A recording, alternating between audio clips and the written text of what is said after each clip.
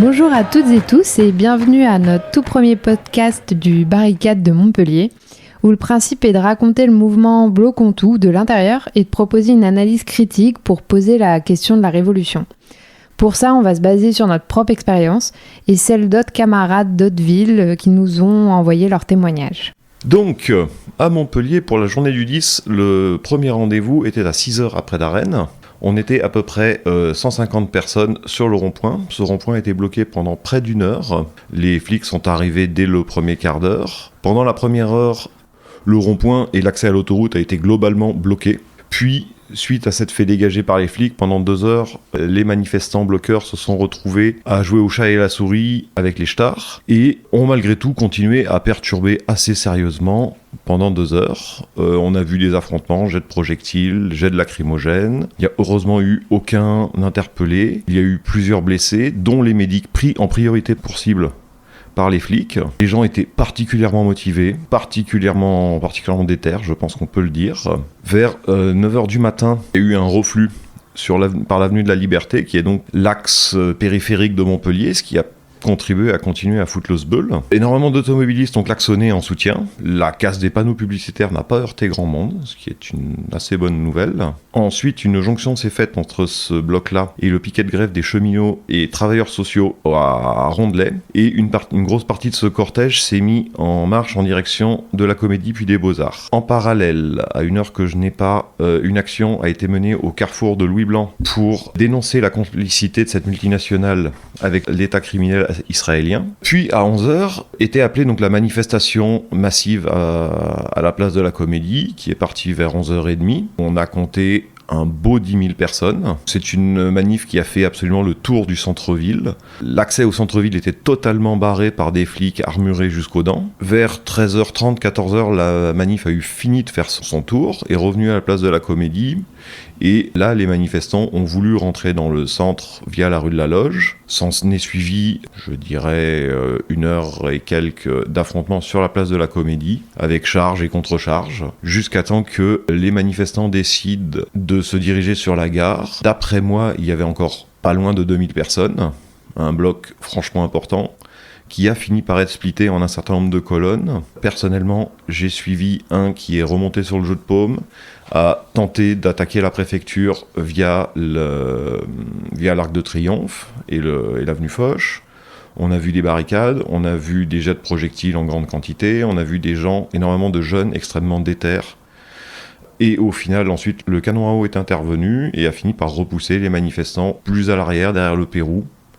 Le bloc a continué à se déplacer jusqu'à Plan-Cabane, puis jusqu'à la Comédie, où les flics ont tenté régulièrement de l'encercler.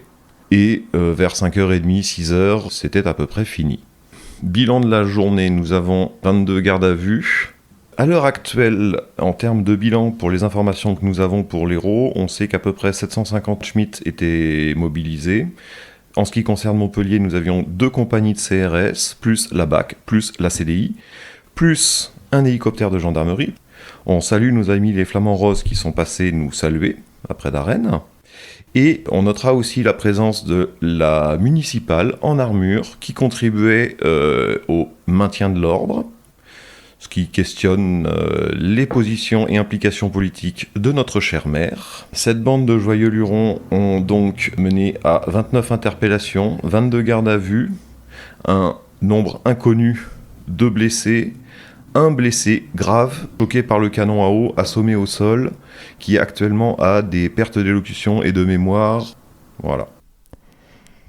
Merci pour ce petit récap. Je vous propose d'échanger maintenant sur ce qui s'est passé à Montpellier. Qu'est-ce que vous en pensez Alors, du coup, il y a un truc qui a été écrit dans Le Point sur le fait que le centre-ville, les flics, ils sont comme des poissons dans l'eau. Et du coup, pour faire des interpellations, c'est hyper facile pour eux. Donc, je sais pas, pour moi, il y a un premier questionnement un peu stratégique sur est-ce que les manifestations ou les tentatives de blocage doivent se faire dans le centre-ville, alors qu'on sait très bien que c'est blindé de caméras et que la BAC, notamment, interpelle grâce à l'utilisation de ces caméras pour repérer les personnes qu'elle souhaite interpeller, quoi. Donc, je sais pas ce que vous en avez pensé, vous. Personnellement, pour moi, le centre-ville est un très bon moyen d'évasion, puisqu'il y a plein de rues aussi sans caméra, mais ça implique de très bien le connaître. Mais moi qui le connais très bien, je suis comme un poisson dans l'eau dans le centre. Je me sens bien plus en sécurité dans le centre, justement. Oui, moi je dirais qu'une bonne connaissance du terrain, c'est important pour décider de l'action à mener et dans quelle proportion. Du coup, il faudrait vraiment bien savoir jauger son potentiel répressif, évasif et stratégique. Ouais. Après, je pense que c'est aussi une question stratégique. C'est sur quoi, en fait, on veut axer ce mouvement. Et que moi, je pense que les manifestations, ça doit être le reflet de quelque chose. C'est-à-dire que tous les mouvements où il n'y a que des manifs, en fait, c'est des mouvements d'opinion. Et un vrai mouvement qui fait un rapport de force, c'est un mouvement qui doit soit un mouvement de grève, quelque chose, des gens qui s'arrêtent de travailler, qui jouent quelque chose dans la société, soit à des occupations, soit à des blocages. Mais uniquement la manifestation, pour moi, c'est quelque chose qui est insuffisant dans le sens où même s'il y a des affrontements, etc., ça montre qu'il y a du monde, c'est bien. Il faut que ça soit le symbole de quelque chose. Si la manifestation elle est pour soi, ben en fait ça sert à rien, je pense. Il n'y a pas de vrai rapport de force et je pense que le mouvement ça a été un succès dans le sens où beaucoup de monde y est venu. Mais par contre, en tout cas sur Montpellier, la faiblesse c'est qu'il y a eu des blocages. Mais si on compare numériquement le nombre de gens qui étaient à la manifestation, y compris le nombre de gens qui sont restés après par rapport au moment où c'est les affrontements, et le nombre de gens qui étaient mobilisés sur les blocages, le rapport de force, il est très très, vraiment peu de gens sur les blocages. Il y avait 100 personnes à Près d'Arène, 50 personnes à Paul Valéry, 15 personnes à Jean Monnet. Je sais pas combien sur le reste, et je pense que pour arriver à faire quelque chose, il faudrait inverser ce rapport, et qu'il y ait des centaines de personnes sur chaque blocage, que ces blocages ils soient décentralisés, difficilement contrôlables, parce que la police, c'est aussi des gens qui maintiennent bien l'ordre quand il y a quelque chose de centralisé, quand ils sont sur leur terrain, comme par exemple le centre-ville. Par contre, quand c'est des endroits qu'ils ne connaissent pas, qu'ils ne maîtrisent pas, où il y a 5 ou 6 choses qui se passent en même temps, etc., c'est beaucoup plus difficile pour eux. Et le blocage, surtout, ça a un impact sur la vie réelle et pas juste la manifestation qui produit des images pour les médias et les réseaux sociaux. Ouais, et juste une petite observation sur la journée d'hier. Quand on regarde par rapport aux différents points de blocage et ensuite la manifestation qu'il y a eu en centre-ville, le blocage de Près d'Arène, même s'il y a eu des petits affrontements, il n'y a eu aucune interpellation à ce moment-là. L'autre point de blocage qui était à côté de l'hôtel du département, a priori la BAC est intervenue pour faire des fouilles de sacs et ont aussi interpellé une personne. Et surtout, le gros des interpellations a eu lieu plus tard dans le centre-ville. A priori, au moins 22 interpellations, en tout cas 22 gardes à vue. Du coup, ça pose la question à la fois du nombre, parce que au blocage près de l'hôtel du département, a priori, ils étaient qu'une cinquantaine. Et Près d'Arène, je pense qu'il y avait un peu plus au début, un peu plus de 100 personnes quand même, peut-être pas loin de 200. En tout cas, voilà, cette combinaison a fait, alors après il y a peut-être d'autres facteurs que nous on connaît pas, mais a fait qu'il y a eu aucune interpellation à ce moment-là, quoi. Alors que c'était peut-être un des blocages les plus offensifs qu'il y a eu sur la journée. Et pour ma part, moi j'ai trouvé que ce qui était intéressant au blocage de ce matin, ça a été de voir aussi les prises de décision collectives pendant l'action sur le fait d'établir une stratégie commune pour bloquer les différents axes du rond-point. C'est pas toujours possible ou super pertinent, mais là je pense que ça a permis que les gens se sentent acteurs et donc ça donne envie quand même de rester malgré les charges des flics. Ça a soudé le groupe et donc ça te met petit à petit en confiance. Je pense que ça nous a permis aussi d'être pas mal mobiles. Puis bon, voir ça, un premier jour de mouvement, ça montre que la volonté d'auto-organisation, elle est bien inscrite dans le mouvement. Et je trouve ça intéressant. Bon, on a peut-être fait un peu le tour des questions stratégiques autour des interpellations et des blocages. Qu'est-ce que vous en pensez du parcours de la manifestation qui était appelée à 11h ? Du coup, en discutant avec des camarades du barricade et aussi d'autres personnes du barricade, en fait, on s'est rendu compte qu'il y avait pas mal de gens qui étaient agacés du fait que ce qui avait été voté en Assemblée Générale n'a pas été respecté par la suite. c'est-à-dire les actions qui devaient avoir lieu le long du parcours. Voilà, il y a un certain nombre de personnes qui ont l'air de graviter autour de Révolution Permanente qui a pris la tête de la manifestation. Et du coup, qui a fait que tous les lieux où il devait y avoir des actions, il ne s'est rien passé finalement, quoi. Oui.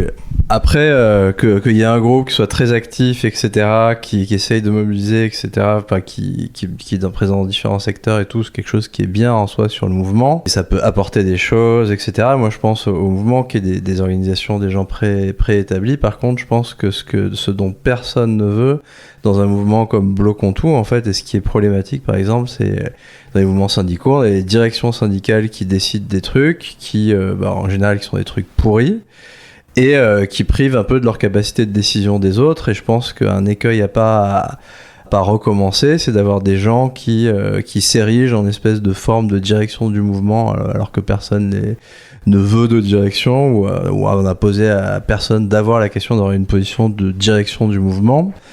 Et ça, je pense que moi, je pense qu'il ne faut pas rentrer dans les querelles intestines, des guerres, etc. Mais par contre, je pense qu'il faut être clair, le mouvement, il est auto-organisé. On ne veut pas de direction, on ne veut pas de petit chef. Et je pense qu'avoir des pratiques de se mettre en avant, venir avec différentes organisations, etc., ça peut aussi nuire au mouvement. Après, derrière, il y a des gens qui vont trouver ça terrible que les gens y fassent ça va créer des guerres internes, et c'est absolument pas souhaitable, quoi. Donc, tout le monde soit là, c'est bien qu'on soit tous ensemble, mais on veut pas de direction autoproclamée ou d'avant-garde autoproclamée, quoi. L'auto-organisation, c'est central. Je voudrais rajouter sur cette question de tête de manif qu'il faut bien avoir conscience qu'à partir du moment où un certain nombre d'individus se perçoivent comme récupérés ou perçoivent ce qu'ils considèrent comme de la récupération politique, qu'elle le soit ou non, cela induit forcément une division dans la lutte et est contre-productif pour l'avancée. Et avant de continuer, on vous propose d'écouter le titre Mépris du rappeur Irascible, dédié aux petites phrases des hommes de pouvoir de Chirac à Darmanin. Et on se retrouve juste après.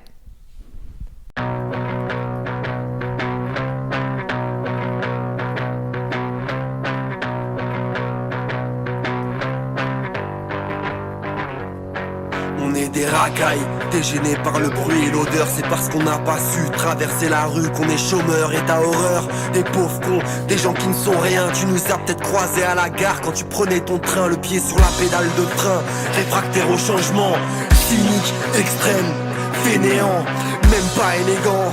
Et t'en es agacé car la meilleure façon de se payer un costard c'est de travailler. C'est raté, on s'habille en gilet jaune comme Jojo. Fais gaffe, on pourrait te prendre au mot, c'en est trop. Un jour on aura des flingues. Pour l'instant on te coûte un pognon de dingue. On renvoie pas une belle image.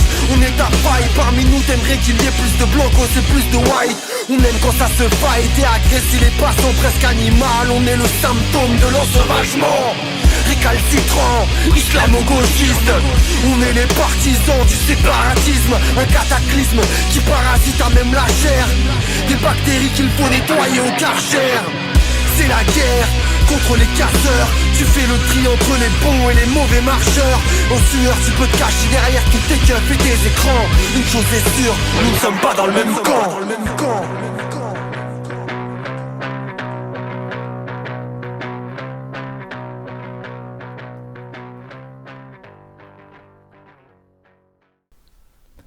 On remercie Irascible de nous avoir donné son accord pour diffuser ce son. N'hésitez pas à aller faire un tour sur sa chaîne YouTube d'ailleurs. Il présente un format qui s'appelle Rap et prise de position, consacré à l'analyse des idéologies complotistes, capitalistes, homophobes, diffusées par certains artistes. Et c'est super intéressant. Maintenant, on va faire un autre récap sur ce qui s'est passé aussi sur les autres mobilisations dans le département et la région. Donc après, quelques infos donc, qui sont à la fois glanées parce que la préfecture a publié, donc attention à des informations de même que les médias, et aussi de témoins qui nous ont envoyé des infos.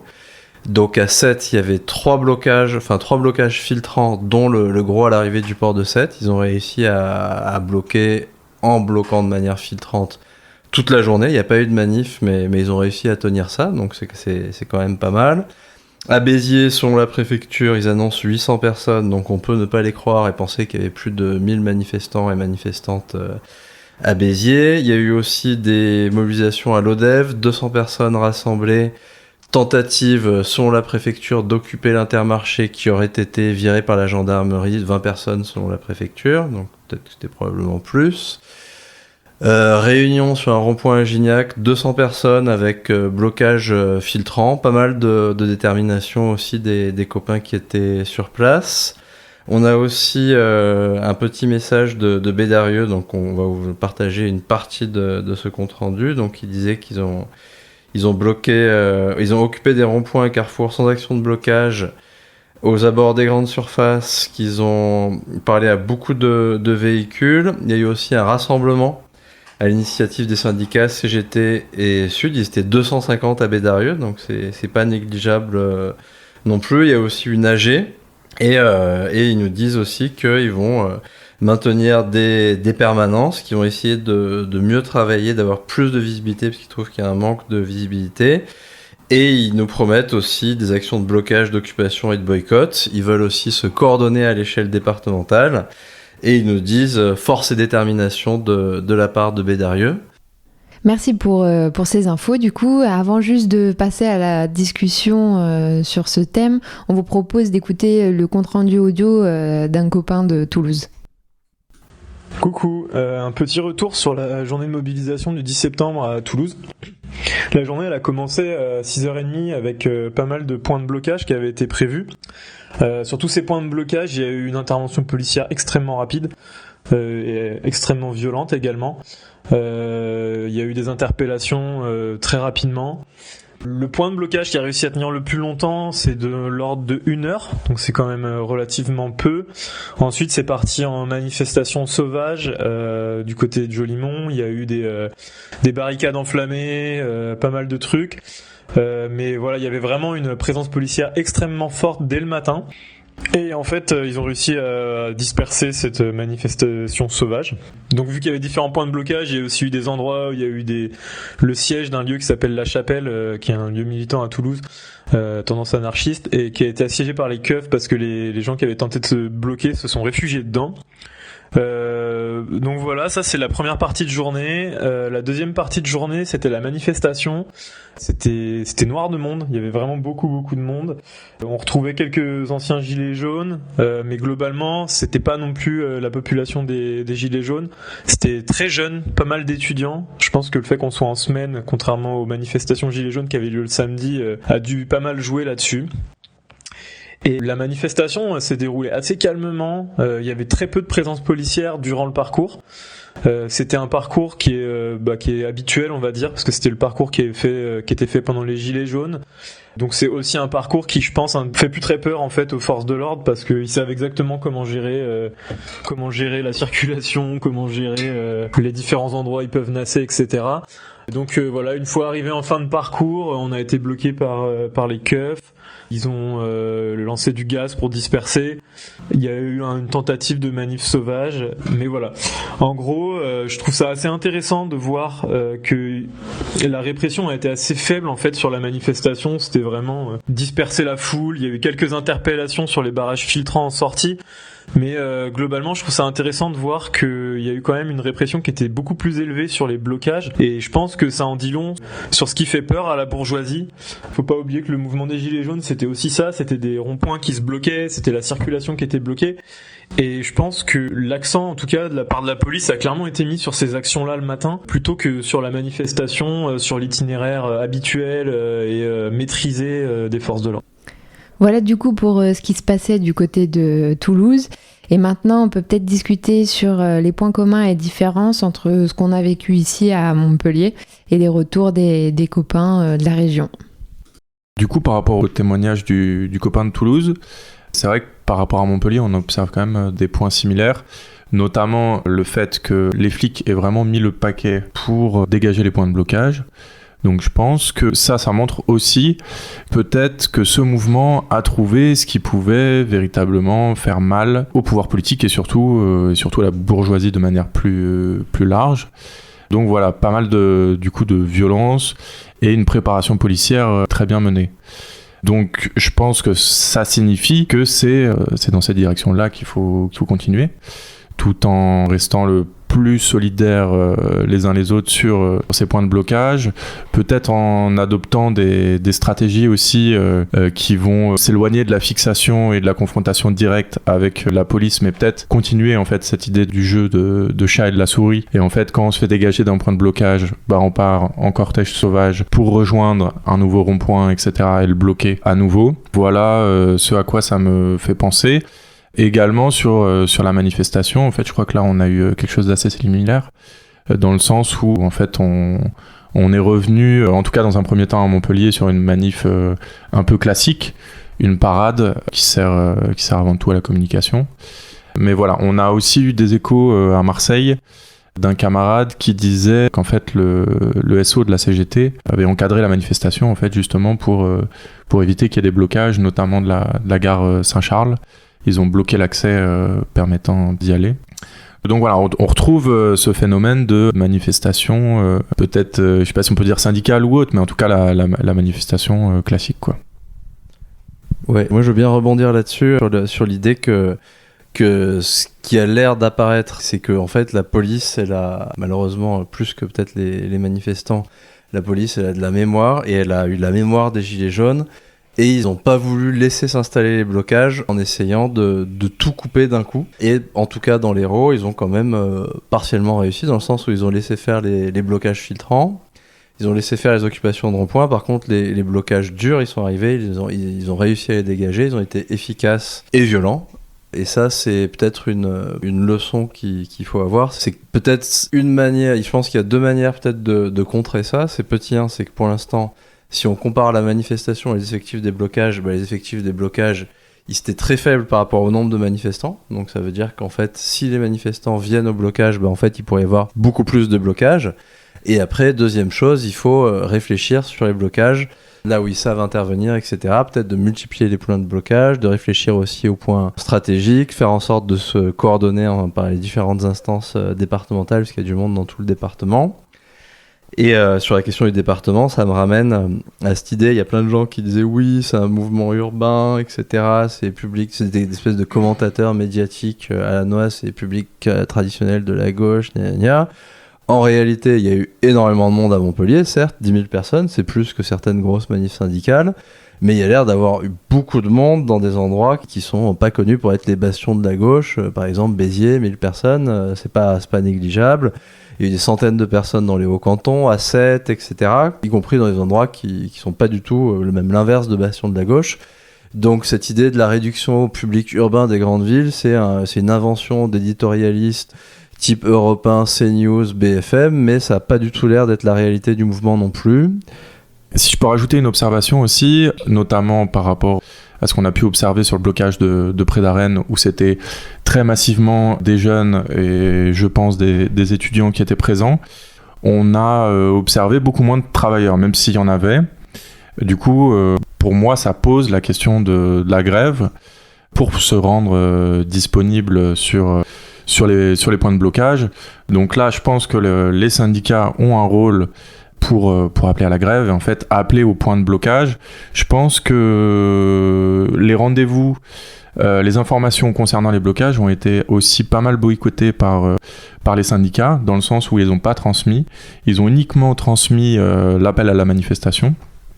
Mais je pense qu'aujourd'hui, stratégiquement, si on veut un mouvement fort qui peut permettre de faire plier le pouvoir, il faut que ces rendez-vous soient transmis et aussi que les salariés en grève puissent se rendre sur ces points de blocage. C'est ça qui fera la différence en termes de nombre, en termes de multiplicité des actions que le mouvement sera en mesure d'organiser.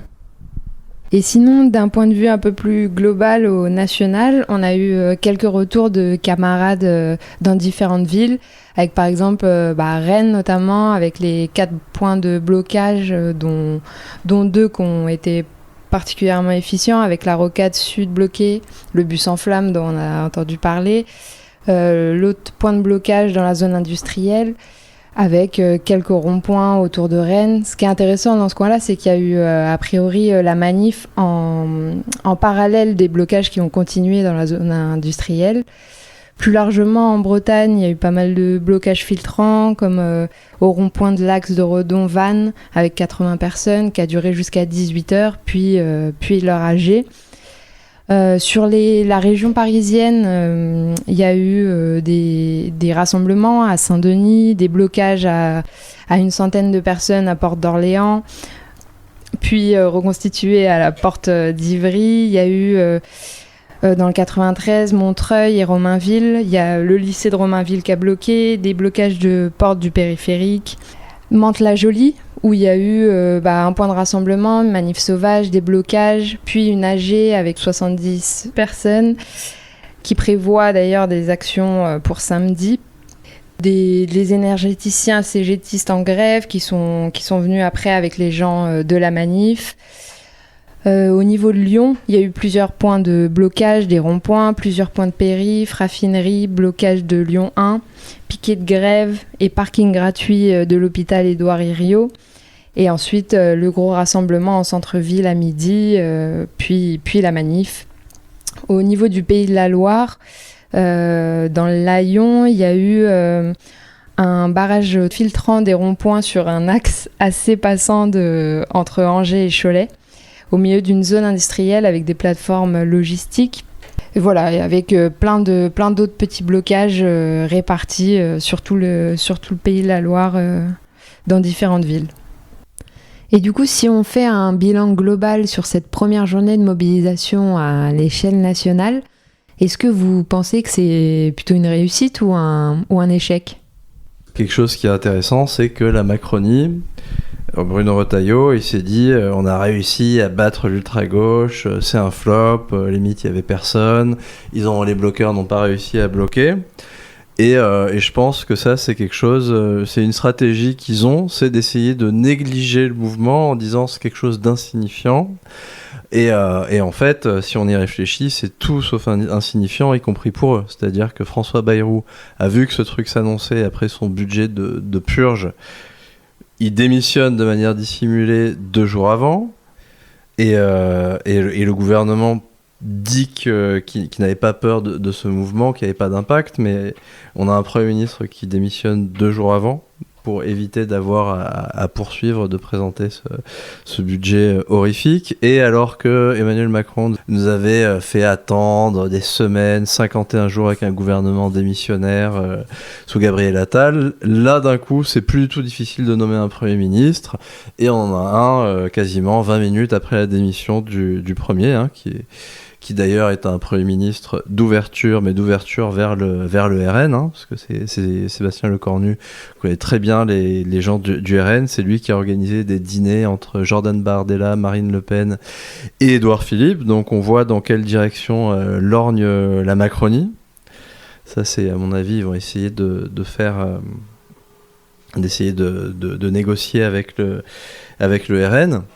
Et pour en revenir à la question du mouvement, en réalité, celui-ci, il est d'ores et déjà un succès, c'est-à-dire qu'ils avaient dit dans les médias, etc., on attend 100 000 manifestants, blablabla, et souvent ce qu'ils font sur les trucs comme ça, un truc d'un peu de manipulation, c'est que la police, elle compte moins que ça, en disant, on attendait à ça, en fait, il y avait, je pense qu'ils ont mis 80 000 policiers, ils voulaient avoir limite moins de manifestants que de policiers pour dire c'est pas grand-chose.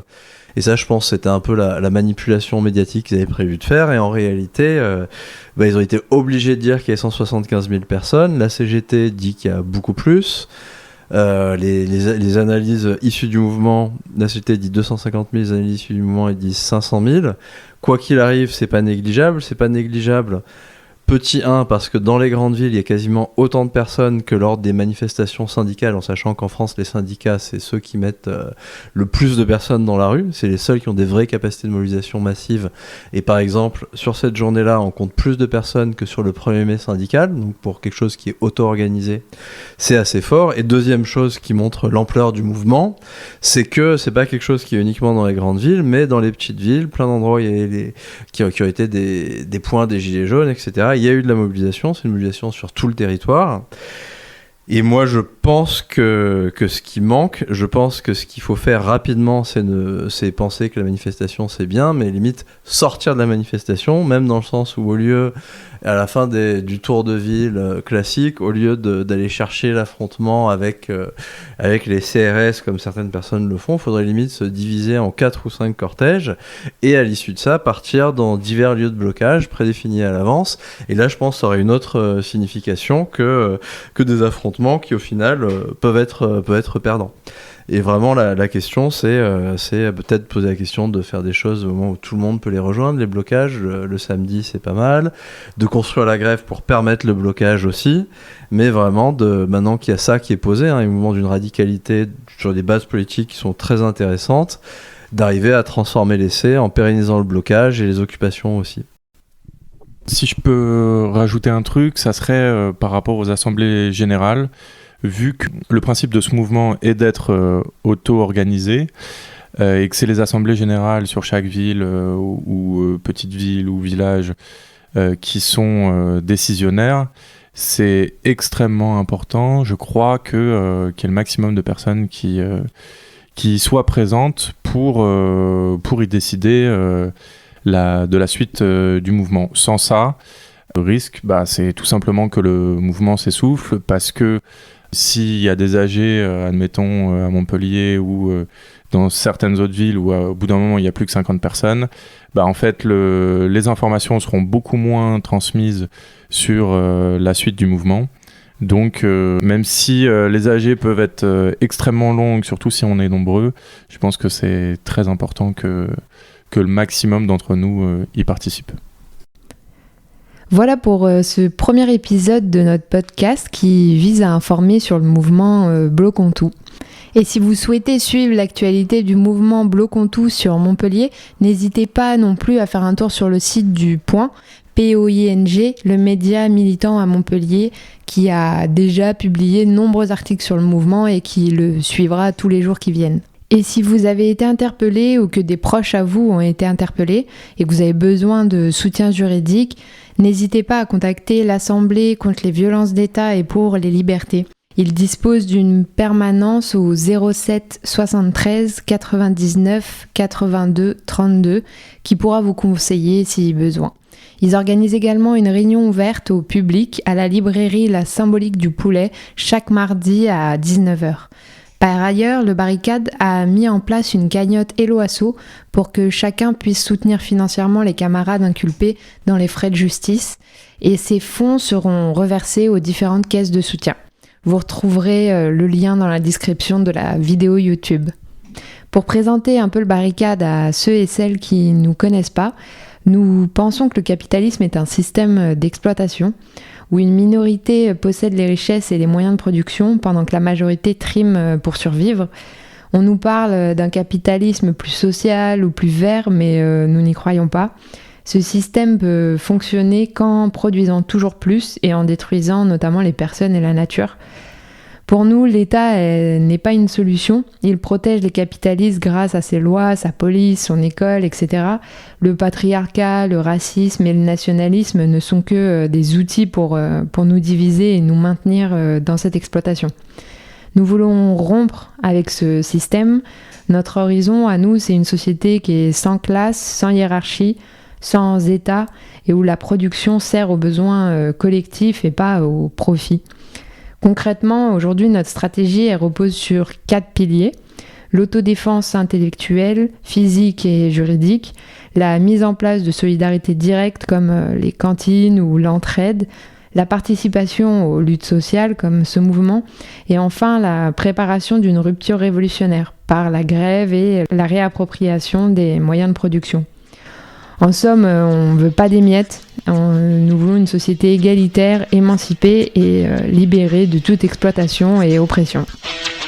C'est le bordel, rentre dans le cortège. La meute est hors d'elle, elle attaque et se protège. C'est le bordel, rentre dans le cortège. La meute est hors d'elle, elle attaque et se protège. On est Al, dis-leur qu'on est Al. On est Al, dis-leur qu'on est Al. On est Al, dis-leur qu'on est Al. On est Al, dis-leur qu'on est Al.